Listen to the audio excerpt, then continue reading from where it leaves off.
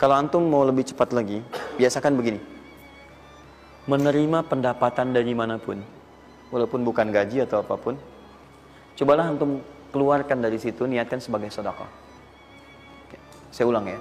Menerima berapa peser pun dari manapun pendapatan, coba antum keluarkan sebagai sedekah. Misal 2,5%, 5%, keluarkan aja. Bagi siapa. Demi Allah saya katakan, begitu antum kerjakan itu karena Allah, maka Allah akan merawat Anda dan menjadikan dunia kecil bagi Anda.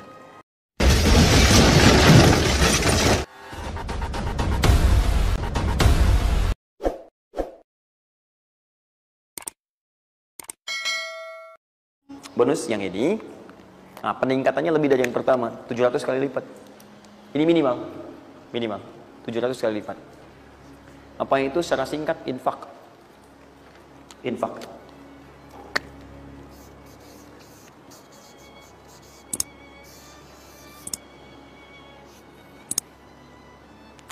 Sudah? Mathalul ladzina yunfiquna amwalahum fi sabilillahi kamathali habba ambatat sab'a sanabil fi kulli sunbulatin mi'atu habba Allahu yudha'ifu liman yasha' wallahu wasi'un 'alim. Sampai ke ayat 263 sampai ke qaulun ma'ruf, ya, dan seterusnya. Lihat sini.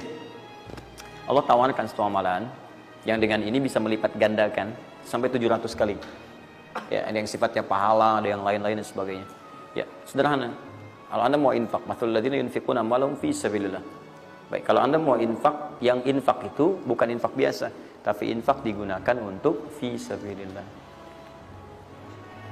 Fi sabilillah. Ini bukan zakatnya. Kalau zakat jelas sifatnya kewajiban. Zakat itu nggak bisa nawar, harus keluar. Tapi infak tidak. Infak itu dibagi dua, ada yang wajib, ada yang sunnah. Infak di sini bicara yang sunnah. Ya, infak wajib itu infak dari suami kepada istri dan keluarga. Infak, ya, itu infak. Singkatannya nafkah. Nafkah itu infak. Dari mana dalilnya Ustaz? Quran surah keempat ayat 34. Ar-rijalu qawwamuna 'alan nisa bima faddalallahu ba'dahum 'ala ba'din wa bima anfaqu min amwalihim. Ya, suami punya kelebihan dibanding perempuan, diberikan kekuatan oleh Allah untuk berusaha mencari nafkah. Nafkah itu bahasa Qurannya infak. Di antum itu memberi infak pada keluarga wajib. Wajib. Ya, enggak apa-apa ibu berdoa minta yang banyak, Bu. Minta. Suami dimudahkan, itu janji Allah kok. Jangan minta sedikit, Bu, minta yang banyak. Minta yang banyak. Karena antum, teman-teman, mencari 1 juta. Tapi ibu menjadikan 1 juta itu cukup untuk sebulan.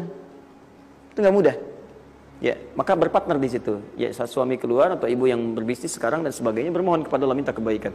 Ya, tapi spesial untuk kepala keluarga, ketika dia mencari nafkah itu Allah berikan nafkah untuk satu keluarganya. Ya, kalau ibu yang punya hobi bisnis dan bukan pencari nafkah, itu yang diberikan cuma rezeki ibu aja di situ. Ya, sepanjang dia bukan pencari nafkah. Tapi kalau pencari nafkah, itu semua rezeki keluarga diberikan di situ. Nah, saya tuliskan dulu supaya fokus ya. Infak.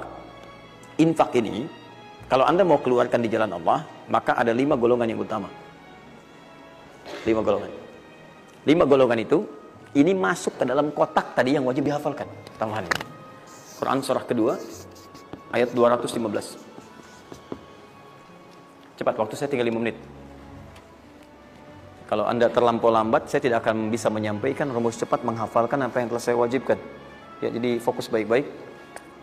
5 golongan ini Anda nanti lihat Quran surah kedua ayat 215. Yas'alunaka madza yunfiqun qul ma anfaqtum min khair. Kalau punya mau infak, ya, rumus pertama Anda mesti keluarkan yang terbaik. Jadi yang terbaik, ingat, yang terbaik. Kalau uang sifatnya cari, jangan yang sudah kucel, nggak enak dilihat dan sebagainya. Cari yang paling bagus, yang ini itu yang diberikan.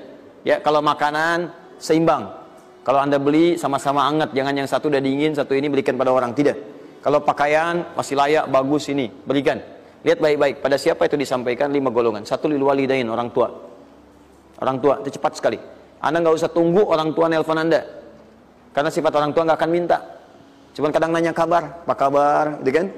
Nah, cuma Anda harus paham kondisi seperti itu. Sama seperti Anda, mama tahu makannya nak ya. Lapar ya, waktu kecil kan begitu. Anda pun mesti bisa baca sinyal orang tua. Kalau udah telepon, nanya kabar tuh, gak usah ditunggu. Begitu Anda ada kelebihan, langsung berikan. Paham ya?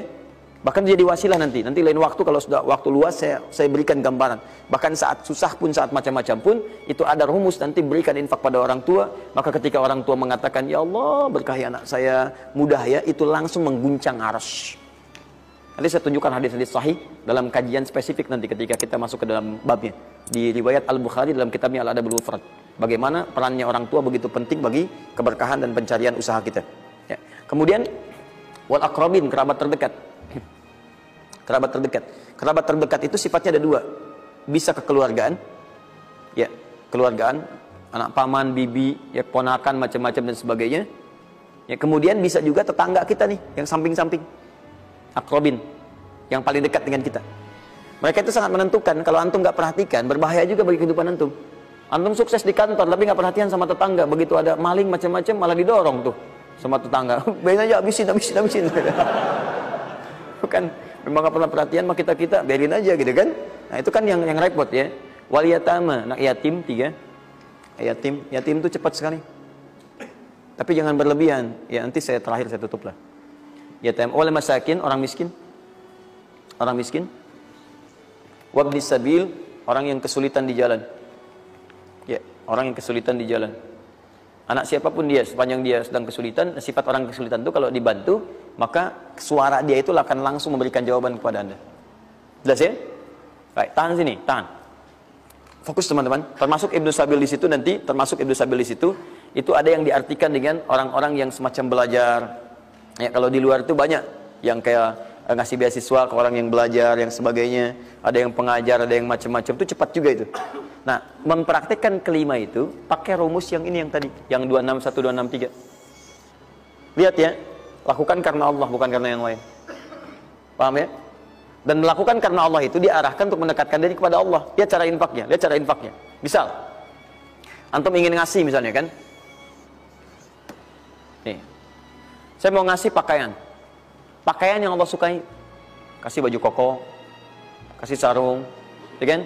Misal kalau dia mau sekolah, kasih perlengkapan sekolah, berikan mushaf, berikan mukena, berikan macam-macam, ya untuk misalnya biaya sekolahnya. Kalau bisa bergantung pada antum, sekolahkan ke tempat yang Allah sukai dan sebagainya. Itu cepat sekali investasinya.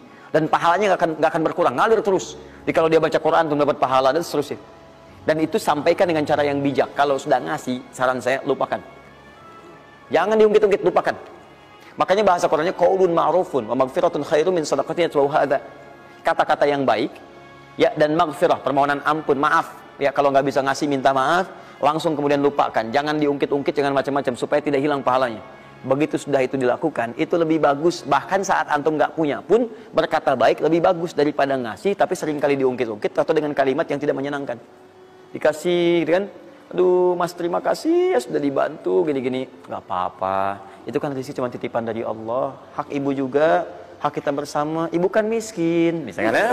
Itu paling gak enak ya. Dah cukup, saya tutup. Ini yang saya mohon maaf ya, mungkin teman-teman yang lain punya kebiasaan. Saya tuh kalau ada ulama atau yang lain baik, saya contohkan dari sana. Tapi kalau nggak ada, atau ada pengalaman kita yang baik, yang kira-kira tidak menghadirkan perasaan yang berlebihan, saya bagi, mungkin antum bisa ikuti. Nah, saya coba membiasakan yang orang-orang dulu biasakan, guru-guru saya biasakan, dan itu pengaruhnya sangat dahsyat. Kalau antum mau lebih cepat lagi, biasakan begini. Menerima pendapatan dari manapun, walaupun bukan gaji atau apapun, cobalah antum keluarkan dari situ, niatkan sebagai sedekah. Saya ulang ya. Menerima berapa peser pun dari manapun pendapatan, coba antum keluarkan sebagai sedekah. Misal 2,5%, 5%. Keluarkan aja. Bagi siapa. Demi Allah saya katakan, begitu antum kerjakan itu karena Allah, maka Allah akan merawat Anda dan menjadikan dunia kecil bagi Anda. Apapun yang Anda butuhkan, ada dan kecil sekali. Dan Anda sudah nggak melihat, nggak ada nilainya tuh dunia itu. Ya, jadikan kebiasaan itu. Kalau ada pakaian sudah Anda pakai, datang lagi yang baru, ini yang lama kasih aja, yang layak dipakai dan sebagainya. Seperti itu, biasakan. Begitu Anda biasakan, nanti Allah jadikan kecil dunia bagi pandangan Anda. Ada nilainya. Dah. Paham ya? Itu kalau antum mau ikuti silahkan, atau kalau mau bertahan di yang pokok silahkan. Saya sudah katakan, saya tidak akan menambah waktu lagi karena sudah jam 10, pas 12 menit dari apa yang saya minta. Dan saya tutup dengan kalimat, kalau ingin dimudahkan menghafal ayat-ayat yang disampaikan, maka caranya cuma dua. Satu, yakinkan antum bisa menghafalkannya. Yakin, jangan ragu. Bisa. Yang kedua, anggap mudah. Pokoknya kalau sedang ada merasa susah, mudah. Bisa insya Allah. Ya, siap? Ya. Mudah atau susah? Yakin? Berapa ayat tadi? Sedikit. Itu banyak tuh jadi susah. Saya ulang, jangan pulang. Mudah atau susah? Mudah atau susah? Yakin? Berapa ayat? Luar biasa. Alhamdulillah. Baik teman-teman, saya kira cukup hari ini. Ini kita pembuka. Jangan khawatir, sekali lagi Anda yang tertinggal sudah saya siapkan. Ini ada 3 lembar. Insya Allah jadi panduan kita, bahkan jadi buku insya Allah. Ya. Kapan diberikan ini? Luar biasa. Baik ya. Subhanakallahumma bihamdika asyhadu an la ilaha illa anta astaghfiruka wa atubu ilaik. Wa akhiru da'wana alhamdulillahirabbil alamin. Wal 'afu minkum. Pintu masjid ini hanya ada 3. 1, 2, 3. Dan pekan depan pintu itu hanya dibuka dengan ayat-ayat Quran. Assalamualaikum warahmatullahi wabarakatuh.